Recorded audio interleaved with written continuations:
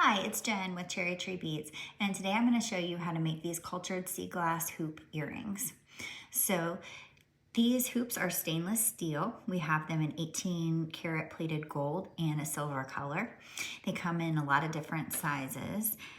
The ones that work best for this are the 40 millimeter to the 60 millimeter. These big ones are 60 millimeter. These earrings are super easy to make, and you can make them in a variety of colors. You can do different designs. You can put 3 beads in the center. You can put a lot. You can use a smaller hoop, a larger hoop. It's completely customizable to what you'd like. And they're super easy to make. So the first thing that you want to do is just pop open the back of this hoop. And then you want to string on this slider clasp is what it's called. It's got a rubber gasket in the middle to help it hold things in place. So I'm going to string that on first. And you can place this wherever you would like. I've kind of been doing it right about there, but it's totally up to you. And then for these, I'm going to string on, I think 5. 5 is kind of what I've been liking on most of these. Maybe one more, let's do 6.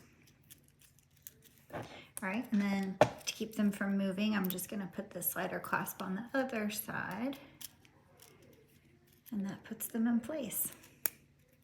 I'm gonna close that, and then I'm just gonna do the same thing on the other side. So when I first put this on,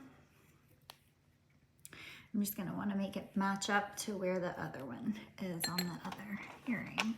So match that up, and then I'm going to string my beads on. These are a large hole bead. They have a 2.5 millimeter hole. We have these in gemstones, we have these in pearls, so you can do a lot of different hoops with this. Just slide that on. And there you go, a fun pair of earrings for the summer in less than 5 minutes. Thanks so much for watching. All the supplies can be found at cherrytreebeads.com. Have a great day.